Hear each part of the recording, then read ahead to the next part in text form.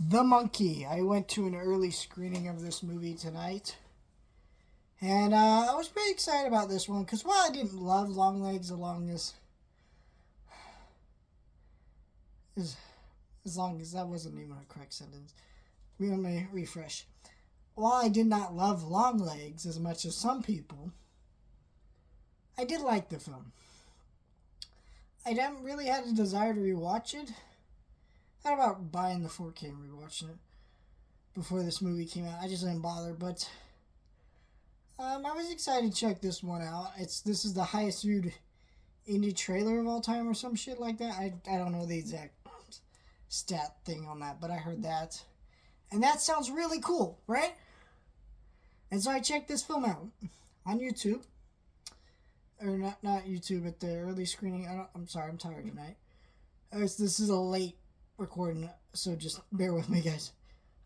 So I was curious, went to watch it, and I kind of knew from what I was hearing from via word of mouth that people saw this film earlier than I did and certain things, that this was more of a dark comedy horror movie than Longlegs. And you see some of that humor, the way Nicolas Cage's performance was in Longlegs and a couple other things with that movie. So you kind of see elements of that with that movie. So you kind of see where the director kind of plays his strings here. But I don't think this movie worked. Let me start with the positives. Some of the dark humor here is great. Actually, the audience was laughing at certain points. And they were correct points to laugh. They were, most of the time, the audience was pretty silent, though. Except when they were reacting to some of the great gore effects and pretty amazing kill scenes. My favorite one being the one with the pool. I won't say much more than that, but it's pretty fucking gnarly. The monkey is really fucking creepy, and the concept of this monkey is great. It's basically this monkey that can fucking teleport.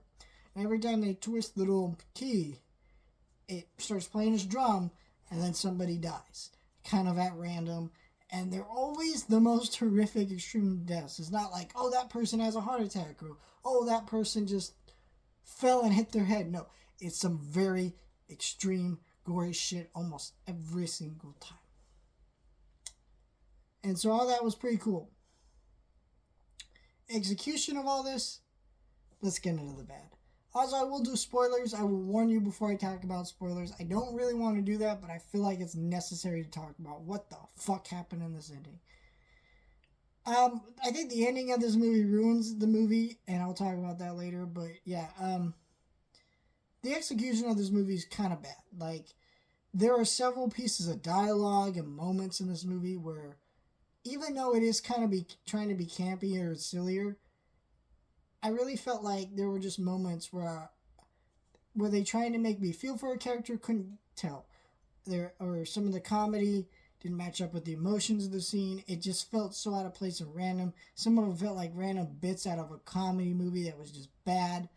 And you know those bits in a comedy movie where a comedian's just kind of rambling, doing some stuff. There's a scene with that at a funeral in the movie, and I couldn't really tell what they were going for. Like, certain scenes like that were just bad. And so while some of the dark comedy worked, whatever. And then I also think both of the main characters are just fucking awful in this movie. And like, one you immediately hate from the beginning of the movie because of an action he does early on. The other character you don't really like because he's also an asshole in this scenario. And so yeah, let's talk about the spoilers now. So basically, the beginning of this movie, it's these younger brothers, and they find their dad's old monkey.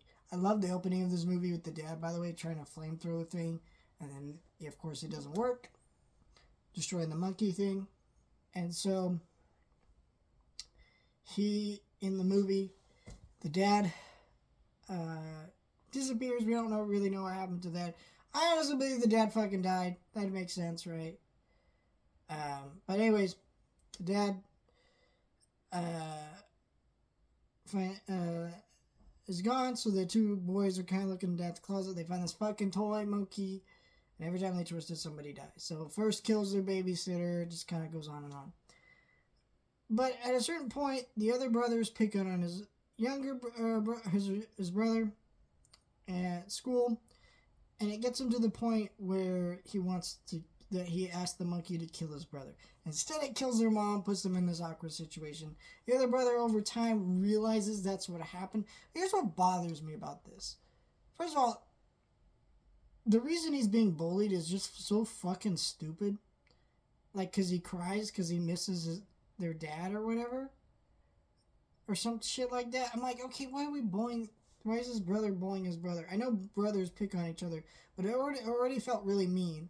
So then the brother being like, I want to see my brother dead, was also a pretty extreme jump. And then they end up in this horrible situation. Cuts to years later, he's an adult now. Kind of goes on this thing with his son that he doesn't really have custody over because he's trying to keep a distance because they try to get rid of the monkey or whatever. And basically, the other brothers contact him and say, hey, there's random killings happening. I need you to get back. This fucking monkey's back. And really what had happened here is basically it's revealed that the other brother was trying to get his other brother back so he can kill him with the fucking monkey out of revenge for killing his mom. I don't actually disagree with the other brother for wanting to do that. Right? But it comes to a point where, like, both these characters tried to kill somebody, and that's fucked up and mean-spirited. And at the end of the movie, they try to have a heart-filled moment where they reconnect, and they're like, yeah, we're brothers. We both lost our mom. Bro, no, you're bro. And they try to play it off like, well, people die. It's not our fault. No, it is kind of your fault because you played with the fucking toy and asked for it to kill your brother. And instead of killing your brother, he killed your fucking mom. But, like, that is his fault because he antagonized the situation. You know what I mean? So this whole movie, and that's really what's wrong with this movie, is that ending really fucking tears the thing apart. Makes you look at the movie and go, what the fuck were you even going for? It's just a mess of a movie. I think, honestly, before the ending, I would have given this, like, a C- of, like, hey, if you're a horror fan, there's some cool kills and gore effects, check this out. But I honestly think this movie might leave a lot of audiences dumbfounded. I do think there will be an audience that really loves this movie. It won't be the majority of the moviegoers who go to see this, I don't think. But I think a lot of people will like this movie and will become like a cult classic. I totally see that. But when it comes down to this movie was shit. Please, please, just skip it. Honestly, at least in the theater. If you're interested, watch it at home. I think this movie's kind of a mess of a movie. I think this movie will do well, though, when it comes out. People are excited about it, but I mean, the theater I went to, our largest theater, was sold out, like, every single row, which is pretty insane for a fucking movie like this. You know, this is a horror movie shown on a Wednesday night in the middle of the week. One early screening, one showtime. All of it was sold out. It just shows the anticipation for this movie, and it was fucking wild.